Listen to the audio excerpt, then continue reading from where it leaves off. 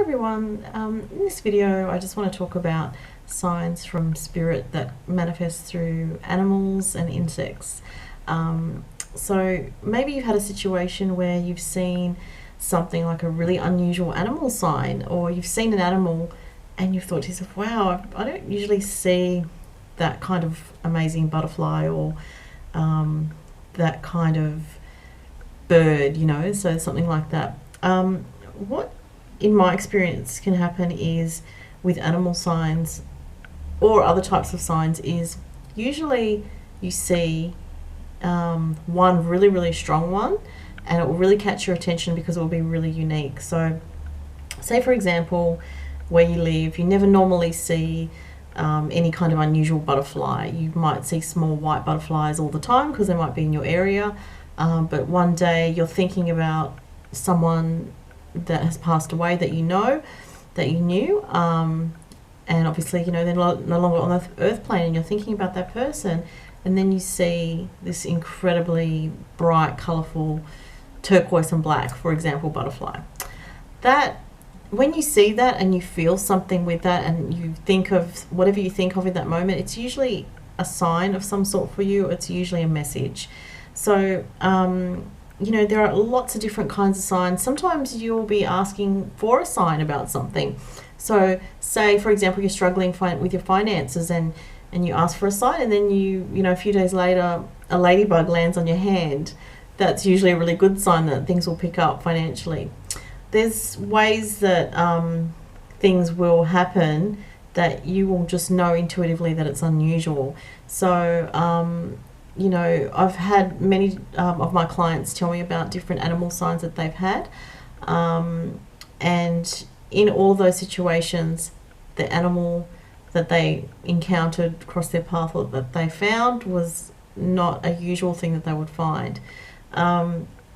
Somebody that I know had a funny one where, and this is an example of how messages, you need to sort of interpret sometimes.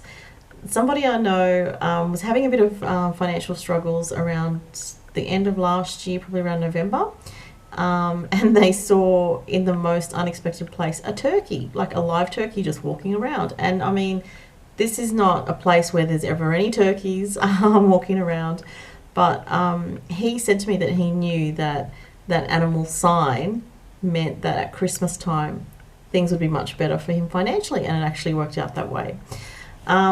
Sometimes people have reported seeing things, say for example after a funeral they might see something very unusual, and it's not always an animal sign. Like a common thing to see is like a lot of butterflies where there's not usually butterflies, but it doesn't have to be an animal sign. It can be any kind of sign. Sometimes you see messages on a bus, like you'll see a word and it relates, or you'll see a name, you'll see the person's name, that the person that has passed on, you'll see their name on a book, or and it will just keep popping up, and that is just their way, that is spirit's way of communicating with us to let us know that they're still around us.